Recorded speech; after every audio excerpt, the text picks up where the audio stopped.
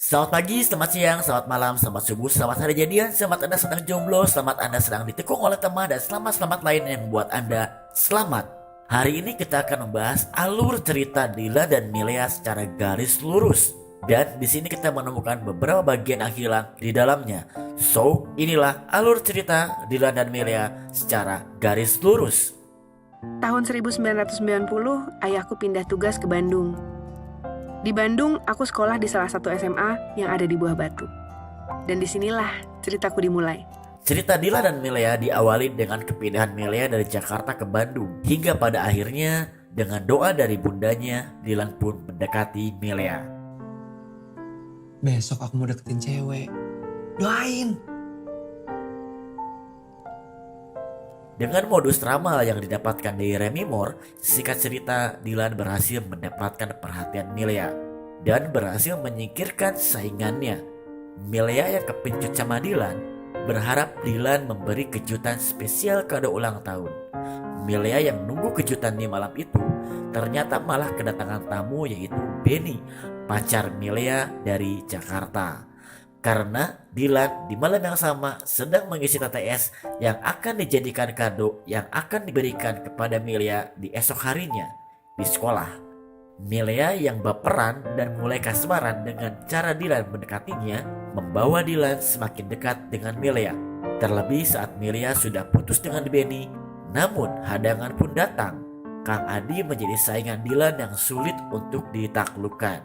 Akhirnya Dilan yang cemburu kepada Kang Adi yang membuat Milea berjanji untuk tidak pergi bersama Kang Adi ke ITB. Dan Dilan pun menjanjikan kepada Milea jika ada yang menyakitinya maka orang itu akan hilang. Tapi sayang, janji tinggal janji, Milea dipaksa oleh ayahnya untuk pergi dengan Kang Adi. Dan di saat yang bersamaan, Dilan yang ingin pergi nongki bersama Milea harus kecewa karena Milea pergi dengan Kang Adi. Dan di saat yang bersamaan pula, Milea pergi dengan Kang Adi ke ITB dan Dilan pergi bersama teman-temannya ke Dago. Kemana? Laut.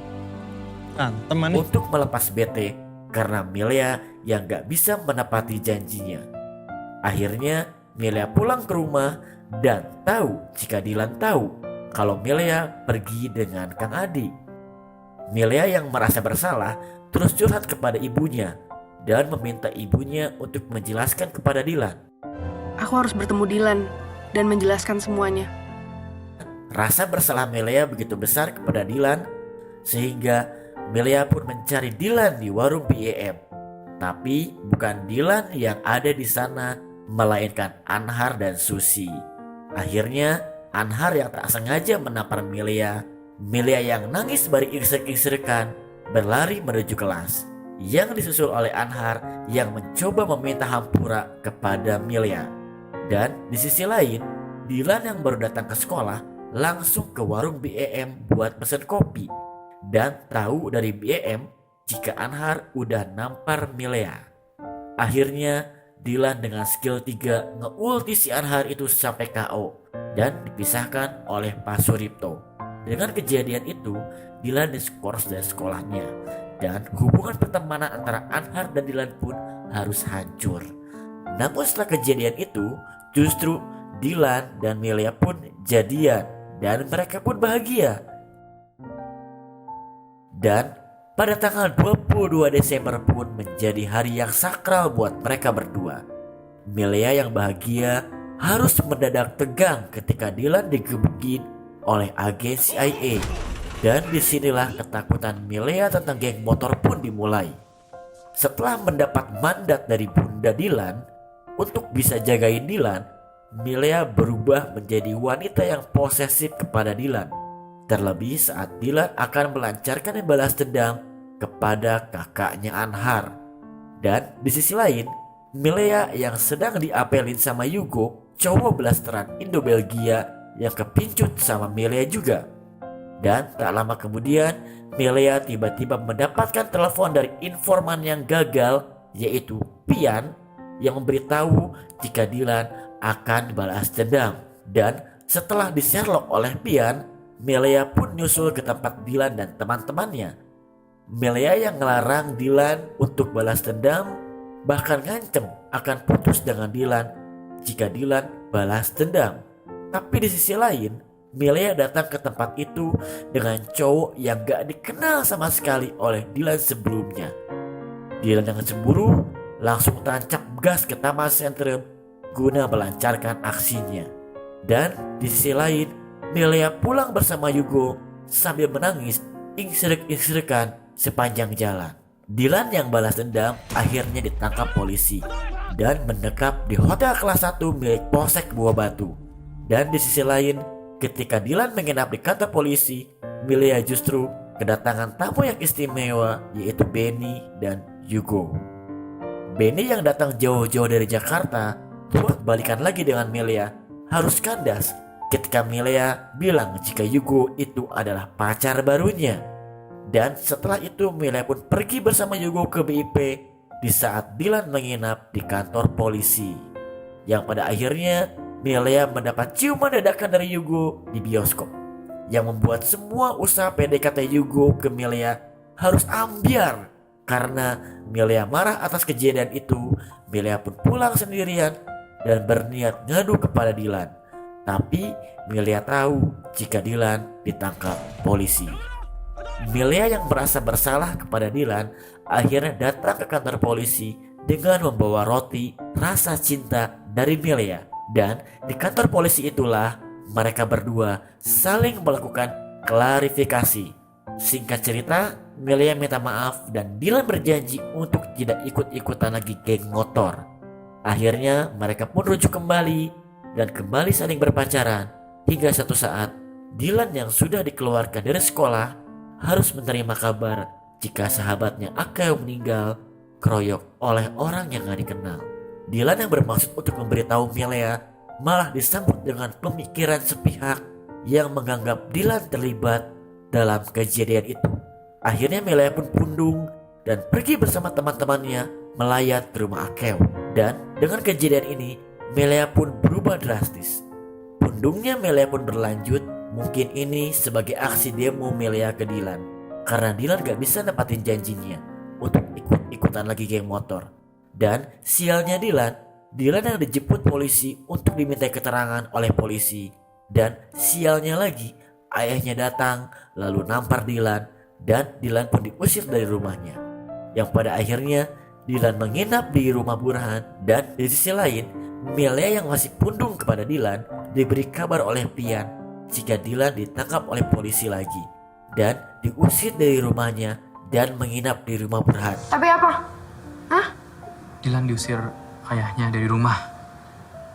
Jadi sekarang Dylan di rumah Burhan. Rumah Burhan? Ya. Nah, hal inilah yang membuat Milea murka, yang pada akhirnya Milea mutusin Dylan. Dylan yang berusaha move on dari Milea dan Milea yang menyadari apa yang ia lakukan kepada Dylan itu salah, akhirnya meminta bantuan bundanya untuk mempersatukan mereka berdua lagi. Tapi rasa egois Dylan yang kepalang sakit hati mengambiarkan usaha rekonsiliasi hubungan Dylan dan Milea yang diinisiasi oleh bundanya. Dan akhirnya mereka berdua pun berbeda jalan.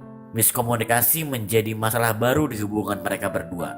Setelah Dylan tahu jika Akeo adalah korban salah sasaran, Dylan mencoba menelpon Milea dengan harapan bisa menjelaskan dan ujungnya bisa balikan.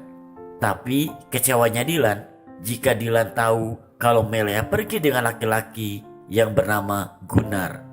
Dylan yang menyangka Milea sudah punya pacar baru lagi berusaha tampak tegar meskipun dalam dirinya rapuh. Oh my god, Dylan yang meminta Pian untuk memberitahukan jika Dylan sudah punya pacar lagi. Hal ini mungkin Dylan lakukan agar Dylan gak kalah sama sang mantan. Ya, akhirnya Pian pun memberitahukan kepada Milea di saat Milea ingin balikan. Dan akhirnya cita-cita Dylan dan Milea pun untuk menikah harus silang ditelan rasa keegoisan. Oh my god. Singkat cerita, mereka berdua pun lulus SMA. Milea pindah ke Jakarta dan kuliah di UI. Sedangkan Dylan harus menjalani hari-hari dengan kegalauan tingkat tinggi. Mencoba melupakan Milea, tapi Dylan tak bisa. Saking galaunya, Dylan lihat pohon, Dylan ingat Milea.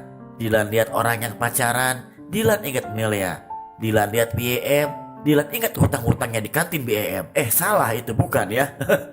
Dan pada akhirnya mereka pun berdua dipertemukan kembali di pemakaman ayahnya Dilan.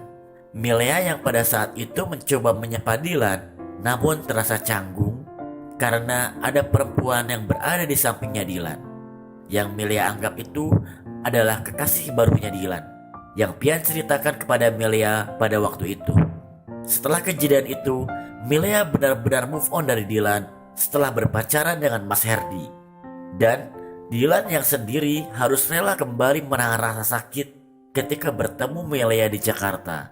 Dan dari kejadian itulah Dilan harus benar-benar move on dari Melia dengan menemukan sosok Ancika, seorang wanita yang super supel yang membuat Dilan jatuh cinta. Kisah Dilan dan Ancika pun hampir sama dengan kisah cinta Dilan dan Melia.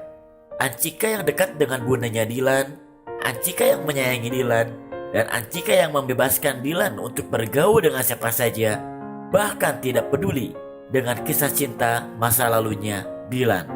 Yang Ancika pedulikan adalah kebahagiaan dirinya dan Dilan. Hingga pada akhirnya kisah ini pun berujung di sebuah reuni sekolah dengan situasi Melia bahagia dengan Mas Herdi dan Dilan pun nyaman dengan Ancika. Dan itulah recap alur Dilan dan Melia secara garis lurus. Dan kita akan merecap alur cerita film-film lainnya yang pastinya gak kalah seru dari film Dilan dan Melia. Jadi tetap di sini aja di Jeng Jeng Jeng Channel. Adios, Barbados, permios.